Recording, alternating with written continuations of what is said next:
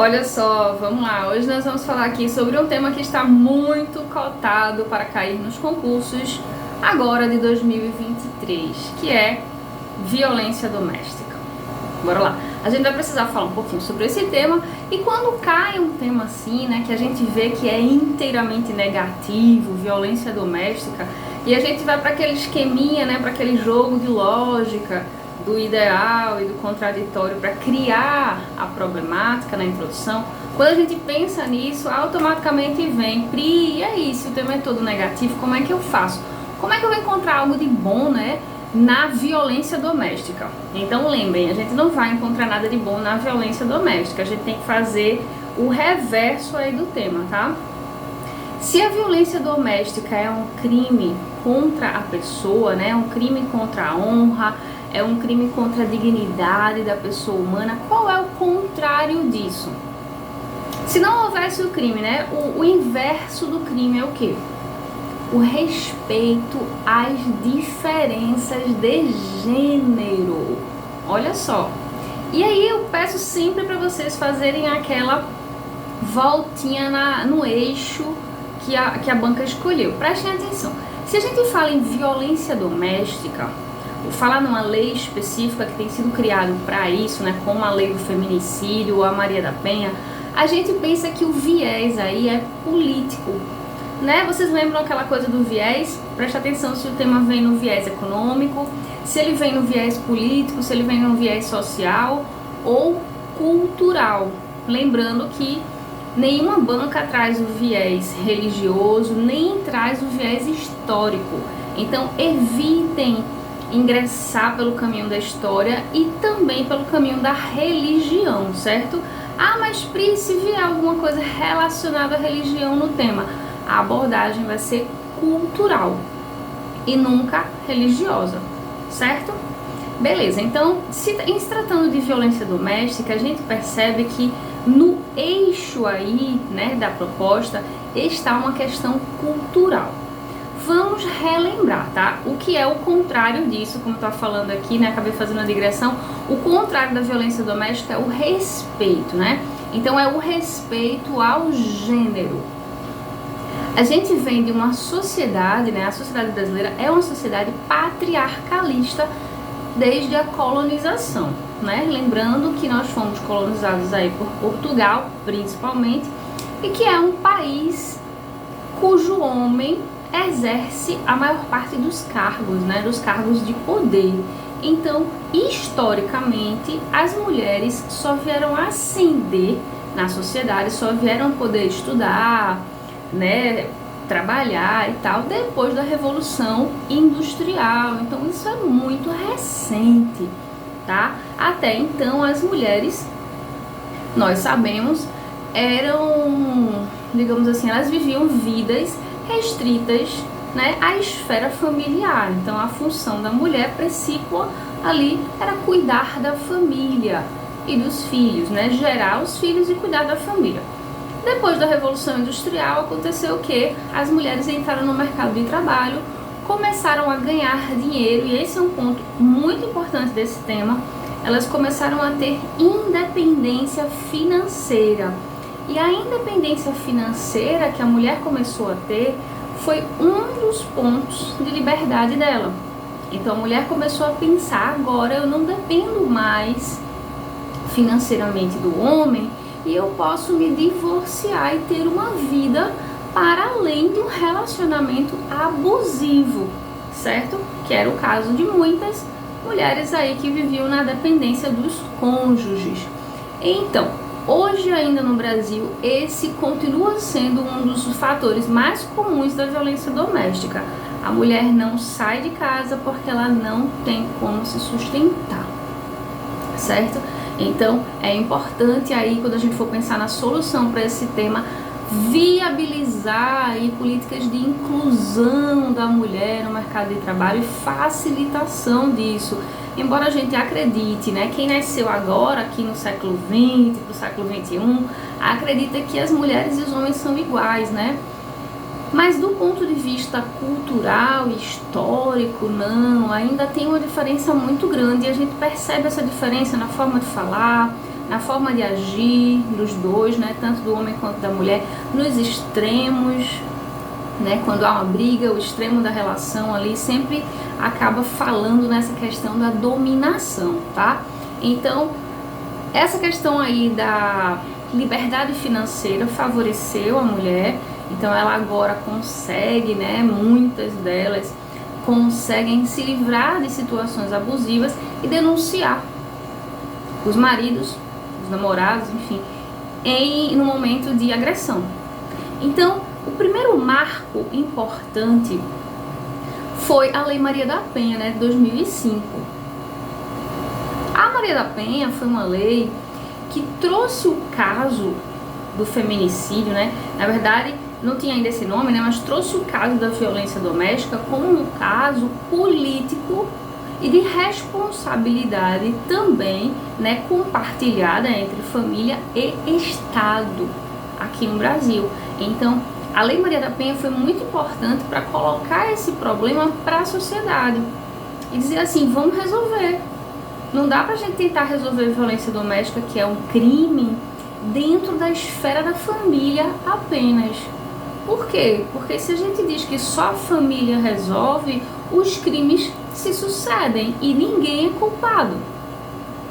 Então a Maria da Penha politiza esse tipo de relação abusiva que se dá entre o homem e a mulher numa relação familiar, certo? Foi muito importante também para colocar esse assunto em discussão. Porque, olhem, quando um assunto é tabu, tabu é aquele assunto sobre o qual a gente não pode falar. A gente tem medo de falar, a gente tem vergonha de falar. Então, quando um assunto é tabu, dificilmente ele é resolvido. Primeiro passo para o assunto deixar de ser tabu é jogar ele para a discussão social. Quando ele se naturaliza ali, as pessoas não têm mais vergonha de denunciar. É o caso também dos abusos sexuais. Hoje ainda no Brasil os abusos sexuais são tabus. Então as pessoas que sofrem abuso têm muita vergonha ainda de delatar aí os abusadores, né, os criminosos. Mas a Lei Maria da Penha foi um marco dentro desse processo. As delegacias que foram surgindo aí, voltadas especificamente para o caso das mulheres, também. Por quê? Porque tem uma escuta feminina, isso é muito importante. Na hora da mulher denunciar o marido, ela vai lá denunciar para um homem, nas delegacias comuns, né? E isso, claro, gerava um desconforto na mulher. E agora já é diferente. Então, muitas legislações já têm surgido aí para contribuir para essa causa, tá? Para a eliminação desse problema. Outra questão importante é a lei do feminicídio de 2015. Essa lei, ela traz um avanço em relação a Maria da Penha. Por quê? Porque o crime de feminicídio, né, o crime cometido contra a mulher, né, que a gente entendia como uma violação ali no campo doméstico, esse crime era visto antes como uma explosão emocional, então tinha muito a ver com, como é que eu posso dizer assim, com a pessoa não ter suportado a desonra daquele ato e por isso ela cometeu o assassinato, ou agressão ou algo desse tipo.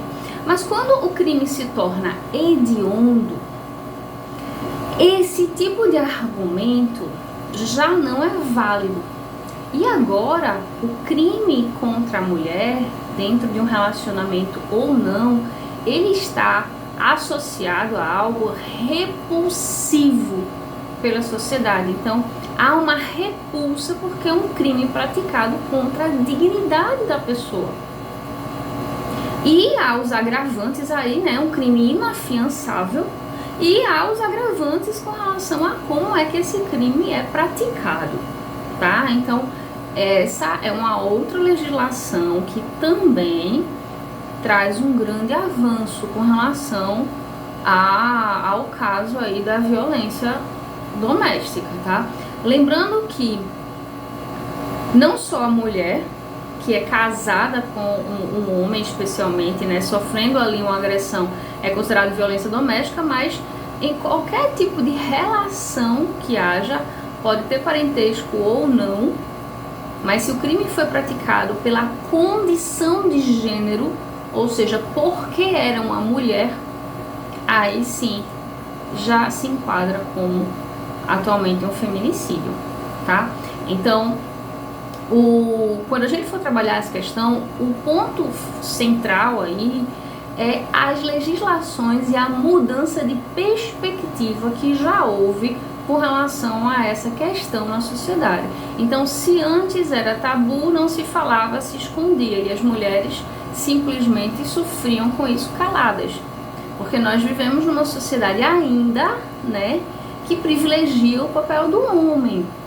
Então, nós sabemos que os homens, embora as mulheres hoje ocupem muitos cargos públicos, né, elas já estão galgando aí muitos espaços para uma equiparação de gênero. Então lembrem, as mulheres e os homens são diferentes, né, do ponto de vista da constituição física, da função dentro da família, né? Claro, a mulher é a reprodutora, é a que dá à luz a vida. O homem ele tem sim a função de provedor. O homem sempre foi a caça, sempre foi o cara que protegeu, até pela complexão física dele. Então, esses condicionantes aí físicos e biológicos vão continuar existindo, né? Agora, a gente tem hoje uma outra cultura, né? Estamos querendo trazer uma nova cultura para a sociedade brasileira, que é a cultura de igualdade dentro da desigualdade, tá dentro desses parâmetros. Então, quando se fala em igualdade de gênero, não significa mulher igual a homem. Claro, isso aí é uma simplificação, né? Errônea, claro, da situação. Então, iguais em direitos.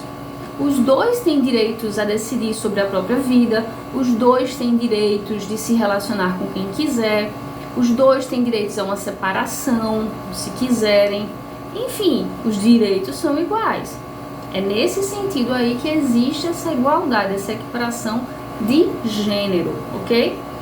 Então, quando a gente vai solucionar uma questão dessa, nós trazemos essa questão que eu falei anteriormente das políticas, né, de inclusão aí, para que as mulheres consigam se prover, né, para que elas tenham condições de se manter e não entrem num processo de dependência com relação aos homens, ou seja, que as mulheres não precisem se manter no relacionamento por não conseguir se sustentar.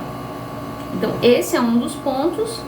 Continuar investindo, né, e ampliando esses projetos relacionados ao gênero, aperfeiçoando esses trabalhos como as delegacias especializadas que já existem, né? Então, já existem as legislações, já existem as delegacias especializadas, então a questão é só ampliação desse serviço e amplo debate junto à sociedade para que esse tema deixe definitivamente de ser um tabu e para que essas coisas simplesmente parem de acontecer, né? O homem, de forma educativa, vai entender que não pode dominar o outro ser, porque ele tem os mesmos direitos, né? A mulher tem os mesmos direitos que o homem, então o homem vai entender isso, né, de forma educativa, sendo punido para que o exemplo de um seja adotado pelo outro, né? E também a sociedade debatendo sobre esse assunto deixa de ser algo do campo da vergonha, né? E se para de ser